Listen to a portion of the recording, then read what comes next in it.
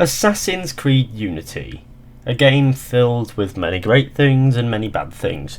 Yesterday I pointed out 5 bad things, so today it's only fair that I point out 5 good things in Assassin's Creed Unity. Please bear in mind that's all in my opinion. If you disagree or have more to add, please leave. But without further ado, let's begin. First of all, we have the graphics. Now, Assassin's Creed Unity, the graphics in the immediate vicinity where you were in the world was quite good. If you look into the far distance, however, that's where it does fail. But in the immediate vicinity, the graphics in Assassin's Creed Unity are quite nice. They're really quite good to look at. They're very pleasing to the eyes, and that's something that they tried to do with Unity quite hard. They tried to promote this graphical look as well, just as much as they did the other things, and honestly, it did look very nice. Might have been a bit too bright at times, however, the graphics all in all in Assassin's Creed Unity were pretty special. They were really high resolution in textures and so on and so forth. The only real issue for me was the fact that the render distance for buildings in the background was quite low res, so that things would sort of load in the immediate area, and all in all it resulted in a bit of a visual mess when on buildings, but when you're down there in the streets you don't notice it, and it's quite atmospheric, and I really enjoy walking around the streets of Paris or wherever the hell you happen to be.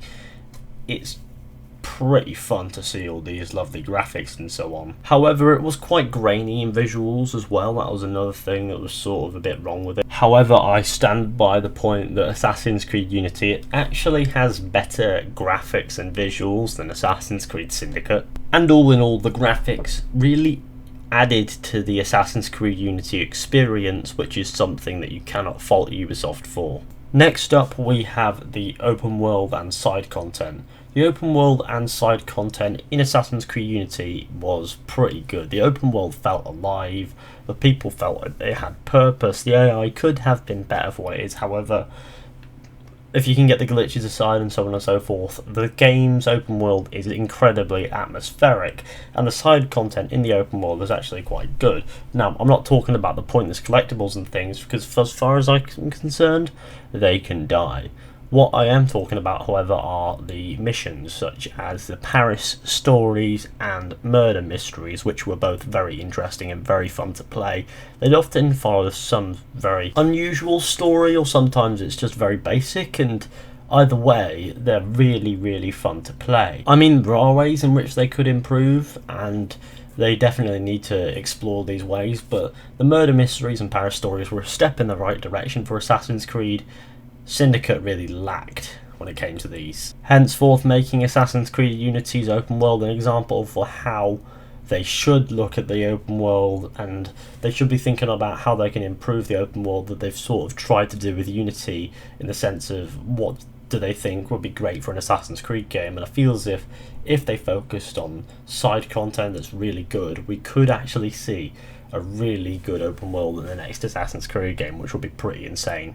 These side stories in Assassin's Creed Unity were perhaps one of my favourite parts of the game, because of how good some of them actually were. Next up, we have Arno Victor Dorian's character. Now, Arno Dorian as a character was pretty good. Now, at the start, he had this charisma. We see him from a child. Then we see him sort of evolve. We see him become an assassin. He still sort of keeps that charisma on the down low. He has interesting one-liners. He's quite badass. He's quite deadly. He's quite interesting as a character because he's got so many layers to him, but at the same time, he could have been better in the sense that he sort of lost his fizz, shall we say. He fizzed out after becoming an assassin quite quickly, but he did keep his charisma on the down low with the one-liners and the somewhat minor moments.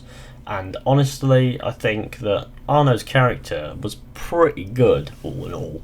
Ubisoft were onto a good character. They didn't quite give him 100% the justice that he needed, but he was pretty fun as a character to play as, even if I didn't necessarily feel connected to his motives per se. His best moments were arguably towards the start of the game, before he became an assassin, which are really fuck me, I don't know what I'm saying. All in all, Arno's character, although not necessarily the best, was a very good part of Unity, because what a massive part of a game, a story-driven game, is that you have to be able to like the character. And Arno was definitely likeable. He wasn't the most likeable that we've seen, but he was definitely likeable, and that's something that I can appreciate. And I can appreciate his backstory not being too complex, and I can appreciate the fact that he's also quite intelligent as an assassin, and also quite good with his one-liners, which is, we all know that that's massively important. Next up, we have the customization. Now, the customization in Assassin's Creed Unity was really good. You just have to get over the microtransactions, and once you've done that, you've got a really good customization there. Although the stats were a little bit off, I liked the idea of being able to customize my robes and personalize them in a way that I haven't seen before in Assassin's Creed, and we haven't seen since. And it was really honestly quite fun to be able to go in a neon green assassin robes into some like massive fight, because that's funny. I also like the idea of upgrading equipment with visuals to go with it, and honestly it was quite fun. I also like the colour schemes, the things in there, the different kinds of weapons, the fact that they added skills and stuff into the mix, the different kinds of guns and all that stuff. It was honestly really fun, and I feel as if that's the bottom line here. Why have legacy outfits and like 10 other outfits when you can have hundreds of different potential matches and so on and so forth? I understand that, and that's something that I really liked about Unity, and it was one of the things that Unity really did very well. The only real issue being the microtransactions, which are quite easy to get over once you realise that you can grind to get your stuff or whatever, even though that's fucking tedious. I honestly just found pleasure in customising my assassin gear. And finally, we have the Dead Kings DLC. Now, Assassin's Creed Unity on release was a bit of a mess. Ubisoft acknowledged this by reducing the price of Dead Kings to absolutely free. And for a DLC that was completely free, Dead Kings was pretty good. And for a DLC in general, Dead Kings was pretty good. The story was good. We got to further Arno's story without the repercussions that came with Elise and the arguable setback that she provided for Arno. In Dead Kings, we got a more Arno focused story where he was not necessarily out for a love interest per se, and it was really good because Arno in Assassin's Creed Unity Dead Kings was more like the kind of character that you'd like, whereas in Assassin's Creed Unity he sort of fizzed out as a character. In this, he has quite a consistent character, he's quite good. He might be a bit more sad, but he's nonetheless a really fucking badass character in combat and stuff like that, and I honestly really liked the DLC in general. It had more open world opportunities, it had more gameplay, different missions, more co-op shit if you even care. It had a nice story to go with it, and all in all, Assassin's Creed Dead Kings was a pretty good feature to the full game, in the sense that I need to stop speaking like this.